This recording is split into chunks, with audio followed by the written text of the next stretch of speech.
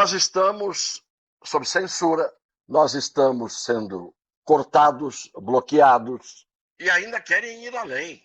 Ainda querem aprovar, e aprovaram hoje, uma resolução, porque Constituição, já mostrei várias vezes, esta porcaria aqui, para esses que não a cumprem, é porcaria.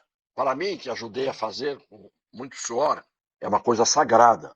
Mas a Constituição não vale nada. O que vale é uma resolução de um tribunal qualquer. Uma resolução, um despacho de alguém que passa por cima da Constituição e das leis. Uma decisão monocrática. Esses deuses decidem o que querem.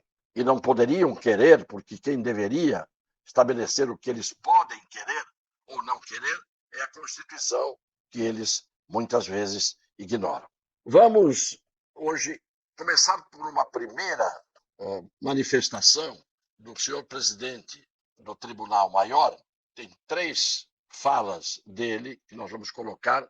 A primeira fala dele no seu pronunciamento antes do Natal. Por favor. De modo que as decisões monocráticas, elas são um imperativo da realidade do tribunal e das circunstâncias que nós vivemos, e só poderia ser diferente se reduzisse dramaticamente as competências do Supremo Tribunal Federal. Portanto, o que é institucionalmente relevante vem a plenário, mas a rotina dos habeas corpus, dos mandados de segurança e das reclamações e das negativas monocráticas em recursos extraordinários simplesmente não teria viabilidade em um tribunal que atua no volume que nós atuamos. O que ele está querendo aí justificar é que as decisões monocráticas são absolutamente necessárias. Isto é, as decisões de um ministro, um único ministro, outro único ministro, eles podem decidir pelos 11, porque isto é absolutamente necessário, porque o tribunal não daria conta. Guardem bem o que eu estou dizendo, porque aqui não existe inverdade, são fatos. E ele fala que as pessoas podem falar sobre fatos e não sobre narrativas. Então, isso aqui é um fato. O que ele acabou de dizer é um fato. As decisões monocráticas de um ministro só são necessárias porque o tribunal não dá conta, por causa do volume de feitos que vão ao tribunal. Aí ele diz, a menos que se reduzisse drasticamente as competências do tribunal.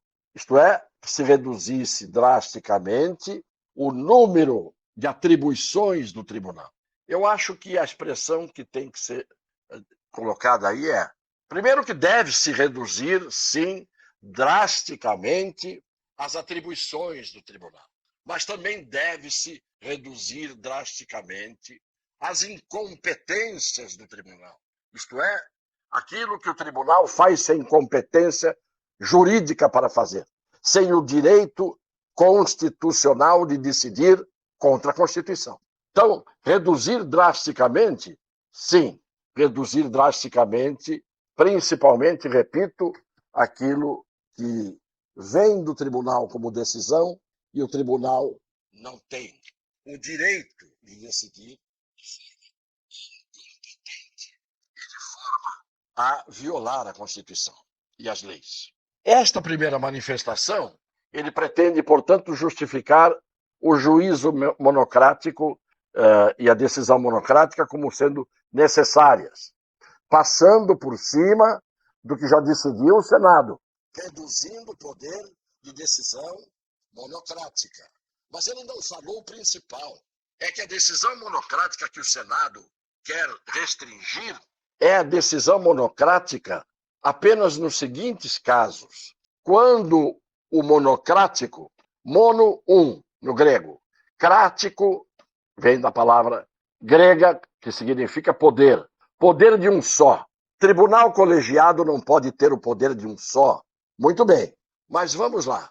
Ele esquece que a restrição que o Senado fez ao tribunal é de que não pode haver decisão monocrática para, julgar uma lei inconstitucional. A lei foi fabricada, foi feita no Congresso Nacional. Então não pode um único ministro decidir monocraticamente que essa lei é inconstitucional. Não pode um único juiz decidir que uma PEC, proposta de emenda à Constituição, aprovada, é inconstitucional. Não pode um único juiz anular uma decisão tomada pelo presidente da República. Então, são estas as restrições impostas pelo Senado, por enquanto, às decisões monocráticas. As decisões monocráticas em mandados de segurança, as decisões monocráticas em habeas corpus, as decisões monocráticas em recursos extraordinários no início, não no julgamento final, isso tudo bem. Não é absolutamente o desejável, porque o Supremo recebe mais atribuição do que deveria ter, mas tudo bem. Agora, decisões políticas, decisões provocadas por partidos políticos, decisões que ferem direitos que estão em conflito entre forças políticas, decisões monocráticas que anulam o ato de um ato formal de um presidente da República, ou pior ainda, que julgam que uma determinada lei é inconstitucional depois de ela ter sido aprovada no Senado e na Câmara em 2 turnos, julgar que uma PEC, uma proposta de emenda à Constituição aprovada também em 2 turnos e com fórum e com quórum qualificado, seja considerada possível essa decisão por um juiz monocrático, isso não. Mas isso o senhor presidente do Tribunal Barroso não falou. Ele deu a entender que a decisão monocrática é importante e necessária para o tribunal dar conta do seu trabalho. E aí vem o segundo vídeo, em que ele acaba cometendo o ato falho. Vamos aos números e ao que ele diz no segundo vídeo. É preciso que se tenha a consciência da impossibilidade. Com 54 mil recursos extraordinários ou agravos, 7 mil reclamações, 12 mil habeas corpus, sem falar em mandado de segurança e outras classes processuais, seria simplesmente inviável que todas as decisões monocráticas viessem a plenário. Simplesmente não teria como funcionar, é materialmente impossível. O senhor pode falar isso para o leigo, mas o leigo que não quer, inclusive, raciocinar ou pensar. Em primeiro lugar, nós vamos mostrar que esses números que o senhor traz aqui, 54 mil recursos extraordinários e agravos. 54 mil. 12 mil habeas corpus, isso tudo por ano. 12 mil habeas corpus. 7 mil reclamações. É um tipo de procedimento que vai para o Supremo Tribunal Federal. E mais, ele diz, sem falar em mandados de segurança e outros procedimentos e tal. Eu vou tirar fora os mandados de segurança. Eu vou tirar fora as reclamações. Eu vou ficar só com 54 mil recursos extraordinários e agravos. E com os 12 mil habeas corpus. Sabe quantos dias úteis nós tivemos no ano de 2023? Tirando sábado, domingo e os feriados nacionais? 248 dias úteis. Admitindo que todos os ministros trabalhassem os 248 dias úteis, nós sabemos que não acontece isso, porque eles têm 2 meses de férias. O número cai muito, mas eu vou deixar o número inteiro. Eu vou deixar o número 248 dias úteis, tirando só sábado, domingo e feriados. E admitindo que todos eles não viajassem, que todos eles não fossem dar palestras ou cursos no exterior, ou no Brasil, nos estados da federação. Admitindo que eles não participassem de cerimônias e de solenidades e de homenagens. Vamos ficar com os números inteiros. 248 dias úteis e que eles batessem o ponto todo dia. 248 dias úteis. Eu vou mostrar que nem o Supremo aguenta decidir tudo isso em um ano, em bloco, em sessão presencial, em sessão plenária, nem os ministros monocraticamente. Querem ver a conta? Então vamos lá. 54 mil recursos extraordinários e agravos, divididos por 248 dias, é muito menos de 18 dias, porque só de férias são 60 dias. fora as emendadas nos feriadões e assim por diante. E fora as viagens, as palestras, os cursos, as cerimônias, as solenidades. Mas vamos ficar, repito, com os 248 dias úteis. Sabe quantos casos só de recurso extraordinário e agravo, quantos caem no Supremo por dia? 217. 12 mil habeas corpus. Dividido por 248, estou dividindo pelo teto, 48 casos dia. Dividido por 11, para a gente ter o monocrático, cada um decidindo por todos, dividindo por 11. Esses casos dariam 23 casos por dia na mão de cada ministro. 23 casos por dia. Levando-se em conta que, no mínimo, você precisa de 2 dias para examinar, como tem que ser examinado, um caso que você vai julgar. Levando-se em conta que 2 dias é para examinar, para ler, para fazer a decisão, para consultar a jurisprudência, para consultar a doutrina, para proferir o voto. Você imagine que em 2 dias, o que é pouco, 2 dias eu levo para ver um processo simples, para examinar um processo simples, como advogado, no mínimo, para examinar direito. Pois bem, se eles forem, cada monocrático, examinar os 23 casos por dia que caem na mão deles, levando 2 dias para examinar, eles precisariam de 46, o equivalente a 46 casos, não 23. Porque 23 por dia.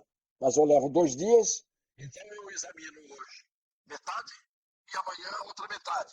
Só que nesses 2 dias já caíram 23 e 23. Portanto, nenhum juiz monocrático tem condição de decidir 23, estou colocando 23 no mínimo. Isso aqui pode subir para 50. Se você examinar um caso por dia, você precisa 50 casos de 50 dias. Só que nesses 50 dias, caíram 50 casos por dia. E no final desses 50 dias, você tem 2.500 casos. O crescimento é em proporção exponencial. Como, então, ele vem explicar que a decisão monocrática é necessária?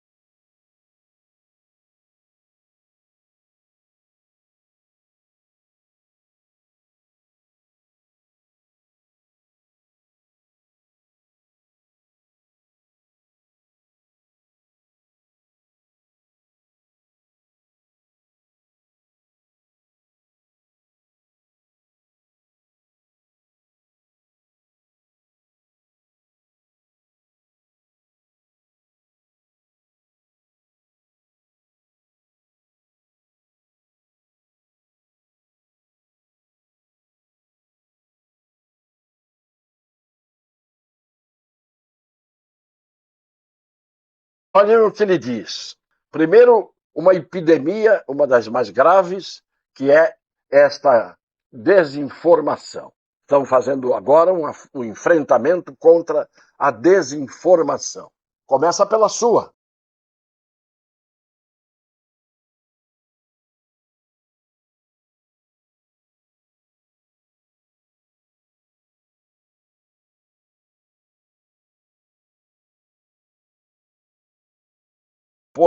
impõe aos monocráticos é apenas a restrição no sentido de eles não poderem derrubar leis feitas pelo Congresso.